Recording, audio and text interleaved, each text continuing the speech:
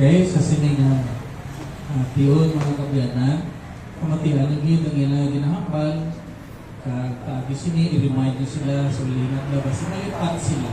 Ha?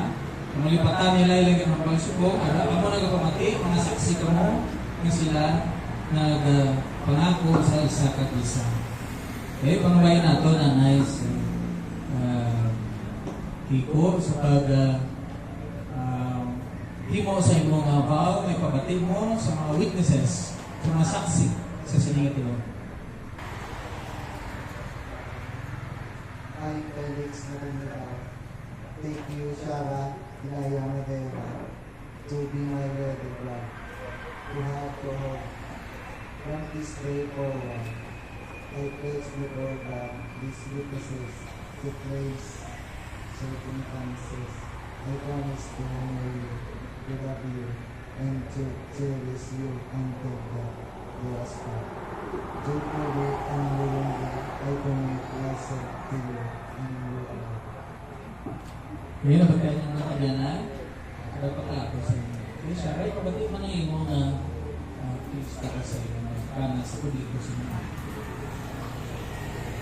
I, Shara Ilaya Madera, take you, Felix Rizal Canilao, to be my wedded husband, to have and to hold, from this day forward.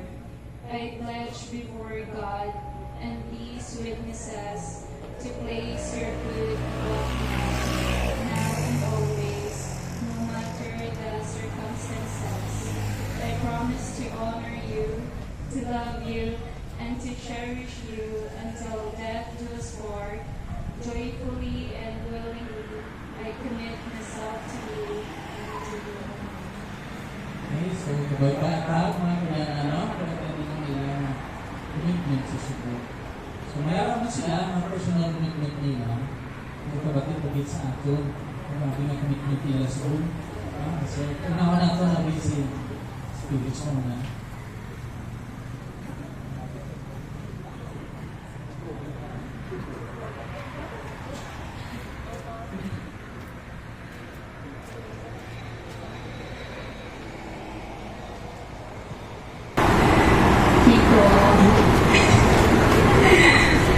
Sa adlaw nga ginbayaan kami nilo hambal ko hindi nagiging magbalik-balik kanino. Danaan nga na istoryahan ko about you. Akong famous line balandi nanda. Mamana lang ko iba, hindi lang tatay nito.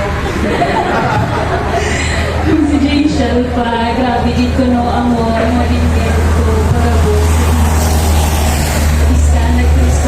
Doon ko kay nag-amat-amat kaman tinuha ang magbalik sa kayo balaan ko mga balbalan mo na-sense mo kaya ko ng program kanino that time until the day comes na-realize ko especially sa mga Pinoy na nagabawi ka na kayo no one can ever love me, love you and favor us the way you do.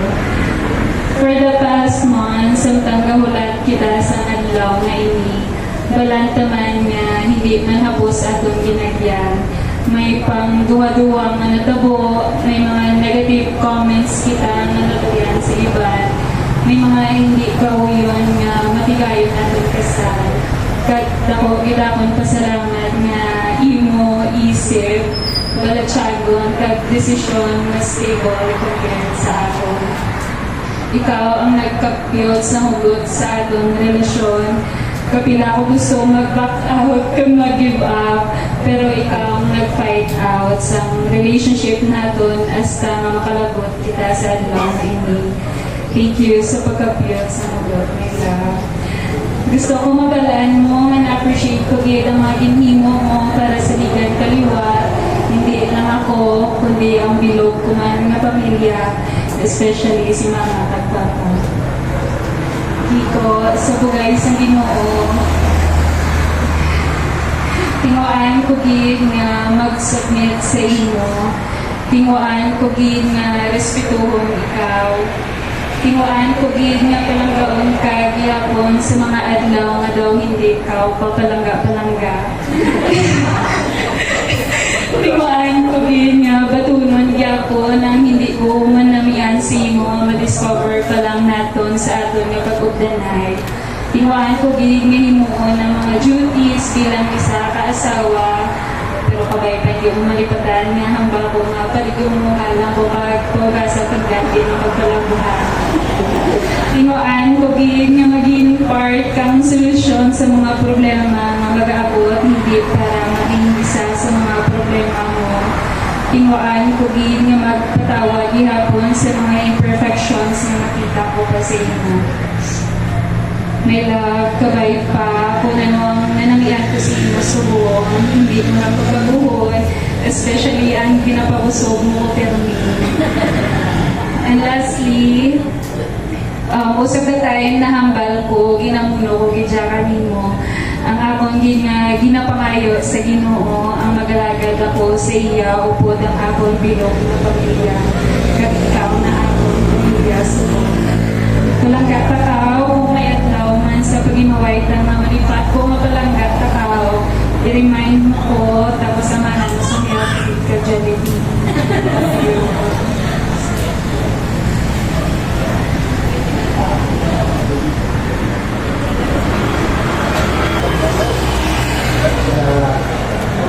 Isang nakilala kita, nakadawin na ako ng balik sa mga sakot.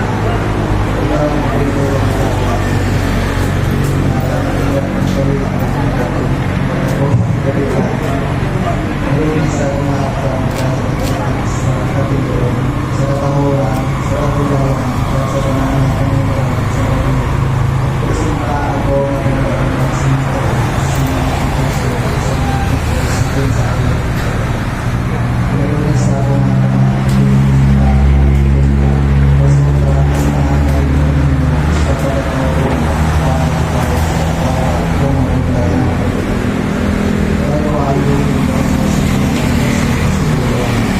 siguro nga daw na-atapos sa imo ang akong bukos na gawin yung pili ko ikaw sa buong siya. Ngayon kasumpa ako ng pagpupunta sa nagsunod mo.